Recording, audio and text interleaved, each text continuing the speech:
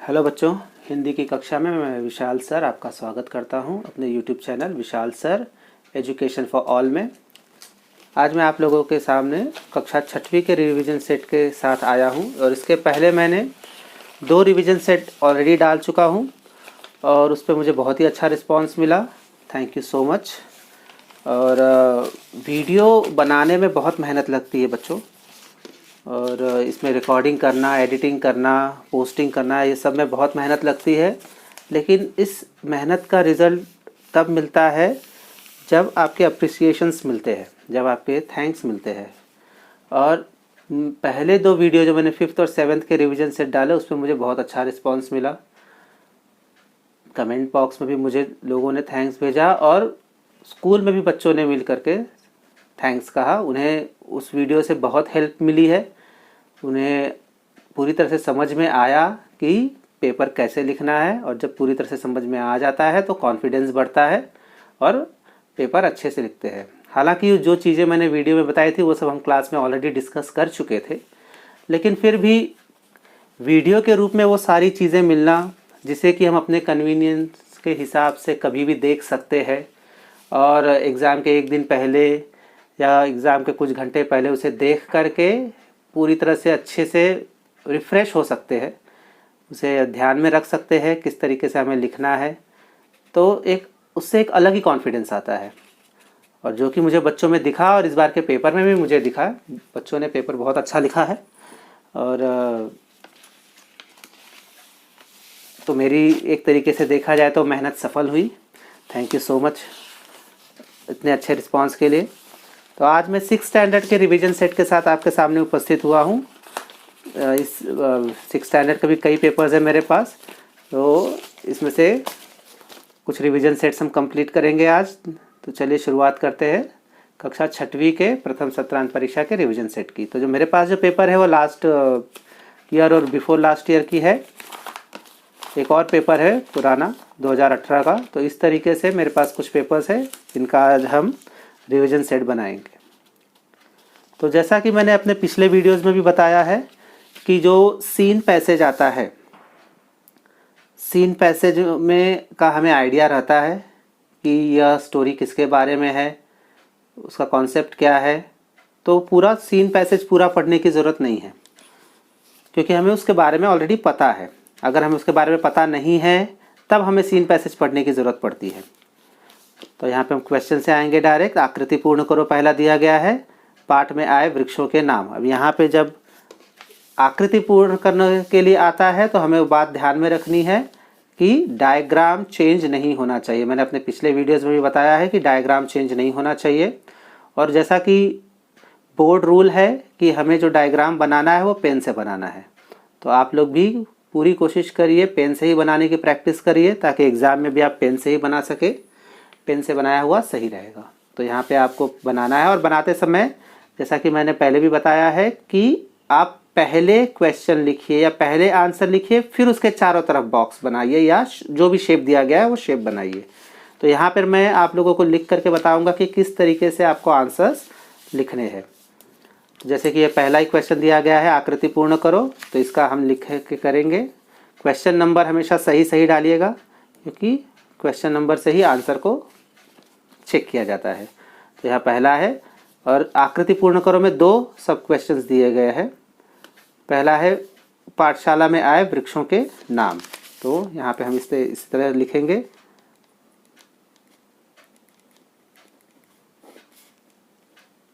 पाठशाला में आए। अब क्योंकि ये ज़्यादा आंसर इसका बड़ा नहीं है और ये भी आसानी से एक लाइन में फिट हो सकता है, तो हम इसे एक ही लाइन में फिट करेंगे। अगर ये बहुत ज़्यादा बड़ा होता तो हम इसको यहीं पर 2 लाइन में इसका यूज़ करते लिखने के लिए, लेकिन ये हालांकि एक लाइन में आराम से आ जाएगा। तो हम इसे एक ही लाइन में लिखेंगे। आगे अगर मुझे कोई एग्जाम्पल मिलेगा तो मैं आपको उसे करके दिखाऊँगा कि किस तरीके से 2 लाइन आप यूज़ कर सकते हैं। यहाँ पर हम कोई चेंज नहीं करेंगे। तो आप पाठशाला में आए वृक्षों के नाम, इस तरह हम लिखने के बाद इसके चारों तरफ बॉक्स बनाएंगे। बॉक्स बनाते समय आप रूलर का उपयोग करिए, क्योंकि ऐसा ज़रूरी नहीं कि सबकी लाइन स्ट्रेट आए। रूलर यूज़ करेंगे तो ज़्यादा बेटर होगा। उसके बाद अब आप बॉक्स में जो आंसर लिखना है वो आंसर आप लिख लीजिए, उसके बाद उसके चारों तरफ बॉक्स बनाइए। तो पार्ट में आए वृक्षों के नाम। अब ये वृक्षों के नाम कब था, जब वो उस जगह को जहाँ पे वे रहने गए थे शांति निकेतन, उसे डिस्क्राइब कर रहे थे। जब डिस्क्राइब कर रहे थे तब वहाँ पे उन्होंने वृक्षों के नाम लिए थे, तो वो स्टार्टिंग पार्ट में ही था। तो हम उसे स्टार्टिंग पार्ट में ढूंढेंगे कहाँ है। तो अगर इसे देखा जाए तो यहाँ पर इस पैराग्राफ में वे डिस्क्राइब कर रहे हैं, और डिस्क्राइब करते करते यहाँ पर दो जगह है। एक तो यहाँ पर है, यह अतिथि भवन अशोक वृक्षों के सघन उपवन के बीचों बीच बनाया गया था। तो एक तो ये हो गया अशोक वृक्ष, और दूसरा सामने ही सघन बकुल वृक्ष दिखाई दे रहे थे, तो यहाँ पे दूसरा जो है वो बकुल है। तो ये पहला हो जाएगा अशोक वृक्ष, और दूसरा हो जाएगा बकुल वृक्ष। और इस तरह आंसर लिखने के बाद हम इसे चारों तरफ बॉक्स में डाल देंगे, और इस तरह हमारा ये आंसर कंप्लीट हो गया। ओके, और ऐसा आप लिखेंगे पूरी तरीके से, तो अब आपको पूरा मार्क्स मिलेगा, जितना भी यहाँ पे मार्क्स है। यहाँ देखा जाए तो 2 मार्क्स के लिए यहाँ पे 2 क्वेश्चन दिया गया है, तो हर एक यहाँ पे 2 है, तो ये आधे आधे मार्क्स का हो जाएगा। तो आधा आधा मार्क्स आपको यहाँ पे पूरा मिल जाएगा। अगर यहाँ पे आप बॉक्स ये आकृति नहीं बनाते हैं, डायरेक्ट लिखते हैं, तो यहाँ पर पूरी तरह से रॉन्ग भी हो सकता है, क्योंकि यहाँ पर आपको दिया गया क्वेश्चन पूछा गया है कि आकृति पूर्ण करना है, आपको आंसर नहीं लिखना है। यहाँ पे आपको कंप्लीट सेंटेंस में आंसर नहीं लिखने के लिए दिया गया, तो आपको इंस्ट्रक्शन फॉलो करने की ज़रूरत है, जो इंस्ट्रक्शन यहाँ पर दिया गया है। अगला देख लेते हैं, डॉक्टर ने गुरुदेव को इतने समय की इजाज़त दी। अब देखिए ये बड़ा सेंटेंस था, तो यहाँ पे ऑलरेडी दो लाइन में यूज़ करके यहाँ पर लिखा गया, तो आप भी इसे 2 लाइन में इसी तरीके से लिख सकते हैं। डॉक्टर ने गुरुदेव को इतने समय की इजाज़त दी, तो यहाँ पे लिखने के लिए आप इसे इस तरीके से लिख सकते हैं, जैसे पहला था, पहले का ये पहला था और ये दूसरा है पहले का। तो डॉक्टर ने गुरुदेव को इतने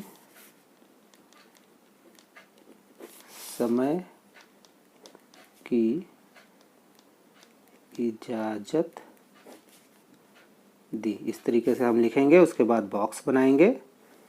आकृति पूर्ण करो का लिखने के बाद आसानी से आप रूलर से बॉक्स बना सकते हैं। मेरी लाइन स्ट्रेट जा रही है, इसलिए मैं डायरेक्ट बना दे रहा हूँ, आप रूलर का ही उपयोग करें। अब यहाँ पे आंसर के लिए एक ही बॉक्स है, क्योंकि यहाँ पे टाइम का बताया गया कि कितना समय दिया। अब कितना समय दिया वहाँ पर वो हम यहाँ पे ढूंढेंगे। तो यहाँ पे डिस्क्रिप्शन जो वहाँ पे शांति निकेतन को डिस्क्राइब किया गया है, उसके बाद फिर यहाँ पर उसका आंसर मिलना चाहिए हमें। तो हम डायरेक्ट थर्ड पैराग्राफ में आ जाएंगे कि यहाँ पर है कार्यक्रम में नहीं आ पाएंगे, वो निराश हो गए, तथापि हमें जब मालूम पड़ा कि उनके डॉक्टर ने हम लोगों को केवल 15 मिनटों का समय दिया, जिसमें गुरुदेव के दर्शन व उनके संक्षिप्त वार्तालाप हो सकता था। तो कितने समय का समय दिया? 15 मिनटों का। तो यहाँ पे हम लिखेंगे 15 मिनटों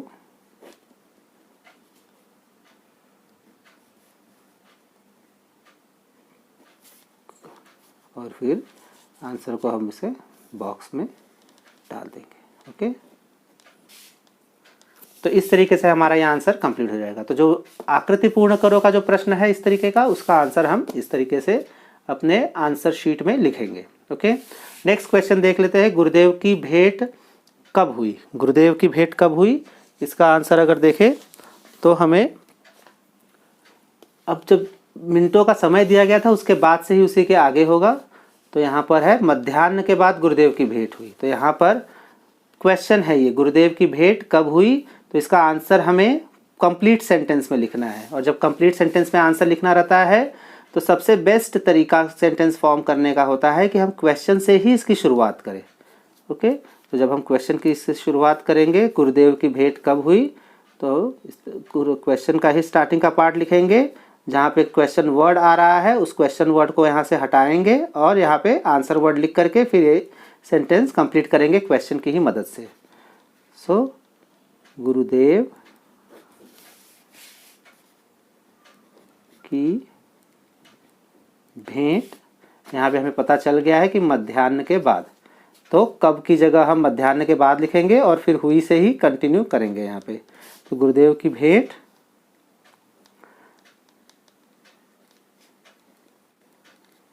मध्याह्न के बाद हुई। इस तरीके से हम इसका आंसर लिखेंगे। आंसर लिखते समय ध्यान रखिएगा कि स्पेलिंग एरर ना हो, क्योंकि अगर स्पेलिंग एरर होगा तो आपका मार्क्स यहाँ पे कट जाएगा। ठीक है, अगला प्रश्न देख लेते हैं। समानार्थी शब्द लिखो। मेहमान, मेहमान का समानार्थी शब्द हमें लिखना है, जिसको जो कि समानार्थी यहाँ पर दिया गया है। तो अगर यहाँ पे मेहमान का समानार्थी शब्द ढूंढेंगे तो हमें पूरा देखना पड़ेगा, और यहाँ पे हम दिख जाएगा कि अतिथि भवन में ठहराया गया था, यह अतिथि। तो अतिथि जो है वो मेहमान अर्थात अतिथि होता है। अब इसका आंसर हम किस तरीके से लिखेंगे? हम इसका आंसर लिखेंगे, पहले जो ये वर्ड दिया गया है वो लिखेंगे, बॉक्स बनाएंगे और फिर बॉक्स के अंदर उसका आंसर लिखेंगे। तो जहाँ पे भी आपको एक चीज़ याद रखनी है कि जहाँ पे भी बॉक्स बना होगा, समझ लीजिए आपको वहाँ पे बॉक्स आंसर शीट में बनाना है, कंपलसरी है। ओके, तो उसमें कोई कन्फ्यूजन नहीं रहना चाहिए। अब यहाँ पे कोई बॉक्स नहीं था तो आपको यहाँ पे कंप्लीट सेंटेंस में आंसर लिखना था, लेकिन यहाँ पे जहाँ पे भी बॉक्स बना है सब जगह आपको बॉक्स बनाना है। तो इसका आंसर आप इस तरह लिखेंगे, पहले क्वेश्चन वर्ड लिख लेंगे मेहमान जैसा बनाया हुआ है, फिर इसका हम आंसर लिखेंगे अतिथि, और उसके बाद उसे हम बॉक्स में डाल देंगे। तो इस तरीके से हम समानार्थी शब्द का आंसर लिखेंगे। ओके, उसी तरीके से विरुद्धार्थी शब्द का भी लिखेंगे। विरुद्धार्थी शब्द है बुरी, बुरी का वर्ड जो होता है ऑपोजिट वो होता है अच्छी, लेकिन वो वर्ड यहाँ पे हमें पैसेज में मिलना चाहिए। तो एक बार हम देख लेंगे कि वो वर्ड पैसेज में है या नहीं। अच्छी हमें यहाँ पे मिल गई, अच्छी इमारत थी, तो अच्छी वर्ड को हम यहाँ पे लिखेंगे। चौथा नंबर है बुरी, क्रॉस का साइन आता है ऑपोजिट के लिए, और उसके बाद यहाँ पर हम लिखेंगे अच्छी और इसे बॉक्स में डाल देंगे। ओके, तो यहाँ पे इस तरीके से विरुद्धार्थी शब्द भी लिख दिया। अभी अगला है वचन बदलो। वचन बदलो अर्थात आपको यहाँ पर उसका वचन बदल के लिखना है कि अगर एक वचन में है तो बहुवचन में लिखना है, बहुवचन में है तो एक वचन में लिखना है। Change the number. तो यहाँ पर भी हम आंसर लिखेंगे कमरा। कमरा का जो वचन बदलो होते हैं वो होता है कमरे। तो अगर यहाँ पे हम पहले ढूंढेंगे कि कमरे यहाँ पर है या नहीं।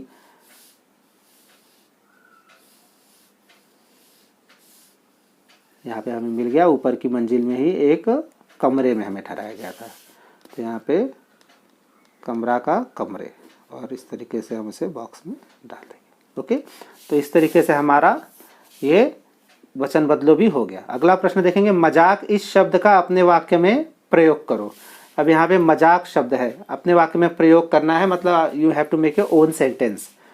हमें अपना खुद का एक सेंटेंस बनाना है जो कि टेक्स्ट बुक से नहीं होना चाहिए, हमें अपना सेंटेंस बनाना। जैसे मजाक है, अगर मजाक से हमें कोई सेंटेंस फ्रेम करना हो तो हम कोई भी एक सेंटेंस बना सकते हैं। जैसे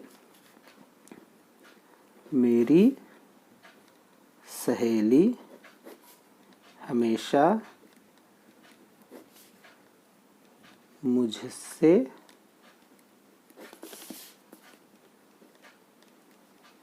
मजाक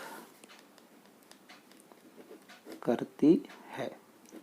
तो इस तरीके से हम एक सेंटेंस फ्रेम कर सकते हैं, हमें यहाँ पे पूरा मार्क्स मिलेगा मजाक। ओके, अब यहाँ पे दूसरा पैसेज देख लेते हैं। दिए गए गद्यांश को पढ़कर पूछे गए प्रश्नों के उत्तर लिखो, लेकिन यह बात बबलू की समझ में आएगा। तो ये जो पैसेज है वो जन्मदिन पाठ में से है। तो ये भी, इसका भी आइडिया हमें पता है कि ये कौन सा पैसेज है, इसकी स्टोरी लाइन क्या है, किसके बारे में है। तो ये पूरा पैसेज पढ़ने की ज़रूरत नहीं है, हम सीधा क्वेश्चन पर आते हैं। किसका जन्मदिन था? हमें स्टोरी लाइन पहले से पता है कि ये जन्मदिन किसका था, लेकिन फिर भी हम एक बार उसे ढूंढेंगे स्टोरी लाइन के हिसाब से। तो अगर हम इसमें ढूंढे तो यहाँ आएगा कि उस दिन शीला मौसी की बेटी पूजा का जन्मदिन था। तो ये है उसका आंसर, किसका जन्मदिन था। और आंसर, क्योंकि ये क्वेश्चन है, हमें कंप्लीट सेंटेंस में आंसर लिखना है, तो हमें यहाँ से फ्रेम करना है। अब यहाँ पे क्वेश्चन वर्ड ये है किसका, किसका वर्ड हमें यहाँ से हटाना है। यहाँ पे आंसर वर्ड लिखेंगे और यहाँ पे कंटिन्यू हम कर देंगे। ओके, तो यहाँ पर आंसर होता है शीला मौसी की बेटी पूजा। ओके, तो शीला मौसी की बेटी पूजा का जन्मदिन था। इस तरीके से अभी आंसर को कंप्लीट करेंगे। अब मैं सबका आंसर आपको लिख करके नहीं बताऊंगा, पहले पैसेज का मैंने आंसर लिख दिया उसके साथ, तो उसी हिसाब से मैं सिर्फ आपको एक्सप्लेन करते हुए चला जाऊंगा। ओके, अगला क्वेश्चन देख लेते हैं, जो कि है आकृति पूर्ण करो। आकृति पूर्ण करो में 2 क्वेश्चंस आए हुए हैं। पहला है बच्चे इस पर टूट पड़े।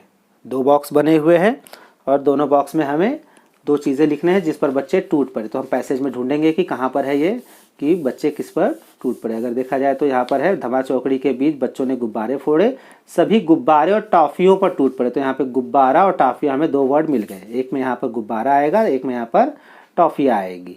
ओके, फिर अगला क्वेश्चन है कमरे में दो चीज़ें जो सजी हुई थी। कौन सी 2 चीज़ें सजी हुई थी, वो यहाँ पर ही आना चाहिए। हम फिर से ढूंढेंगे। कुछ देर के बाद शीला मौसी बोली, अच्छा अब धमा चौकड़ी बंद करो, सबका खाना लग गया है, आओ जल्दी करो। सब खाने की मेज पे पहुंच गए।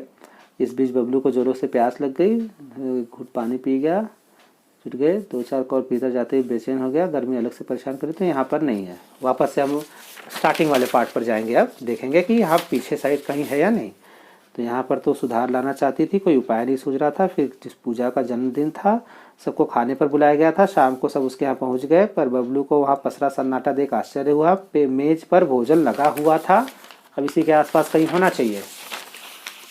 गुब्बारे और रंगीन झालर, हाँ देखिए यहीं पर आ गया, गुब्बारे और रंगीन झालर भी सजे हुए थे। तो यहाँ पर हमें मिल गया 2 गुब्बारे और रंगीन झालर। तो यहाँ पर कमरे में 2 चीज़ें सजी हुई थी, एक में आएगा यहाँ पे गुब्बारे और दूसरे में आएगा यहाँ पर रंगीन झालर। तो इस तरीके से हम लिख करके उसके बाद बॉक्स बनाएंगे ताकि आसानी से वो उसमें फिट हो जाए। और जैसा कि मैंने पिछले वीडियो में भी अब बताया है कि अगर आप पहले आप बॉक्स बना लेते हैं और उसके बाद फिर आंसर लिखने जाते हैं, तो हो सकता है कि आपका आंसर बड़ा हो और फिर वो बहुत ही घिच पिच हो जाता है, बहुत ही अनटाइडी दिखने लग जाता है वो। ओके, तो जब आप आंसर लिख करके चारों तरफ बॉक्स बनाएंगे तो बहुत ही नीट और टाइडी रहेगा, जिससे आपको अच्छे मार्क्स मिल सके। फिर अगला क्वेश्चन जो है वो अलग अलग करके लिखिए। अलग अलग करके लिखिए मतलब जो एक वर्ड है वो 2 शब्दों की जोड़ से बना हुआ है और हमें यहाँ पर उन दोनों अलग अलग अर्थपूर्ण शब्दों को लिखना है। अर्थपूर्ण मीनिंगफुल शब्द होने चाहिए, आप किसी भी तरीके से ब्रेक नहीं कर सकते। यहाँ पे मैं आपको ये लिख करके दिखाता हूँ, जैसे यहाँ पर ये, और यहाँ पे जो आकृति बनी हुई है आपको वही आकृति बनानी है। जन्मदिन जैसे यहाँ पे दिया गया है और ये इस तरीके के डायग्राम में है और इसके बाद इसका 2 अलग अलग है। अब यहाँ पे आप पहले मत बनाइए, नहीं तो फिर सही ढंग से वो नहीं बन पाएगा। अब देखिए यहाँ पर क्या है, जन्मदिन, ये शब्द दिया गया, तो इसमें एक्चुअली ये 2 शब्दों से बना हुआ है, जन्म और दिन, इन 2 शब्दों से बना हुआ है। लेकिन कभी कभी बच्चे क्या करते हैं ना कि जब ब्रेक करने जाते हैं तो मीनिंगलेस तरीके से ब्रेक कर लेते हैं। ओके, जैसे कि कभी कभी जन्म दी और फिर ये न अलग कर देते हैं। हालांकि ये वर्ड ऐसा नहीं है, लेकिन बहुत सारे दूसरे वर्ड्स ऐसे होते हैं जिसमें अलग अलग तरीके से वे कर देते हैं, जो कि रॉन्ग होता है। मीनिंगफुल होना चाहिए। जब भी आप वर्ड ब्रेक कर रहे हैं तो देखिए कि वो वर्ड आपका मीनिंगफुल होना चाहिए। जन्म का एक अलग मीनिंग होता है, दिन का एक अलग मीनिंग होता है। इसके लिए आपको अलग अलग इसे ब्रेक करते समय ध्यान रखना है कि मीनिंगफुल वर्ड होना चाहिए। जन्म और उसके बाद दिन, इस तरीके से लिखने के बाद फिर आप उसे बॉक्स में डालिए, जो भी शेप बना हुआ है उस शेप में डालिए। ओके, तो इस तरीके से ये बन जाएगा। यहाँ पे याद रखना जरूरी है, जो भी डायग्राम बनाए वो डायग्राम आपको बनाना है। कोई 2 शब्द युग्म लिखे। शब्द युग्म मतलब पेयर ऑफ वर्ड्स होता है, शब्दों की जोड़ियाँ होती है।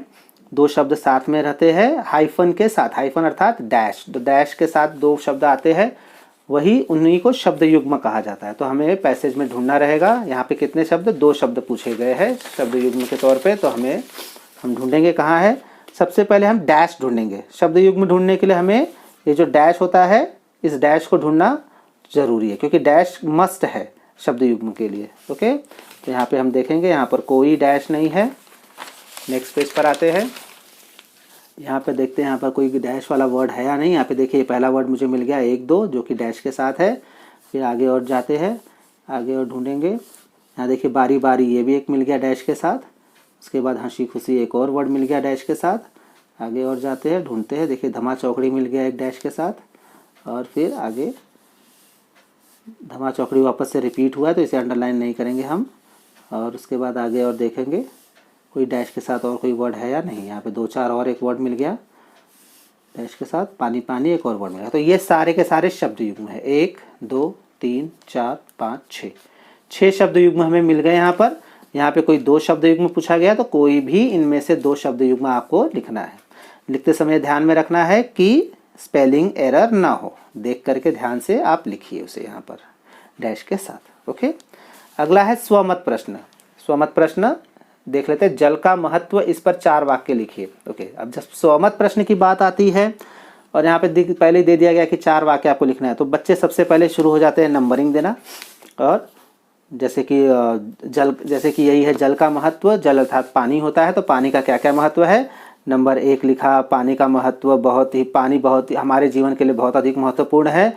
नंबर 2 लिखा, पानी के बिना हम जिंदा नहीं रह सकते। नंबर 3 लिखा, पृथ्वी पर चारों तरफ पानी दिखाई देता है लेकिन वो पीने लायक पानी नहीं होता है। और उसके बाद चौथा लिखा, बिना पानी के हम मर जाएंगे। इस तरीके से 4 नंबरिंग डाल करके लिखते हैं 4 सेंटेंस, जो कि रॉन्ग पैटर्न है। इस तरीके से हमें स्वमत बिल्कुल भी नहीं लिखना है। ओके, स्वमत को हमें पैराग्राफ में लिखना है। 4 सेंटेंस जो रहेंगे वो हमें पैराग्राफ कंटिन्यूएशन के साथ ऐसे लिखते चले जाना है, पैराग्राफ की तरीके से।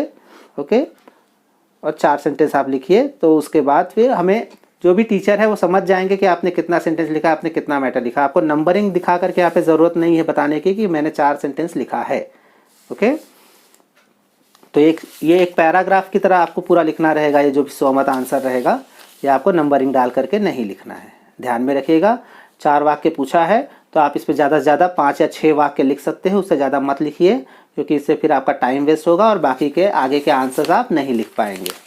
ओके, तो यहाँ पर सिर्फ 4 वाक्य, एडिशनली आप 5 या 6 तक लिख सकते हैं, क्योंकि अगर आपका कोई वाक्य रॉन्ग हुआ तो आपके जो दूसरे सेंटेंस है उस पर आपको कंसीडर किया जा सकता है मार्क्स के लिए। लेकिन ज़्यादा मत लिखिए, 6 सेंटेंस से ज़्यादा आप लिखने जाएंगे तो आपका टाइम वेस्ट होगा उसमें। ठीक है, फिर अगला है दिए गए पद्यांश को पढ़कर पूछे गए प्रश्नों के उत्तर लिखे। ये पद्यांश दिया गया है, पोएम का स्टैंजा दिया गया है और सब प्रश्न पूछे गए। तो आइए प्रश्न इसके देख लेते हैं।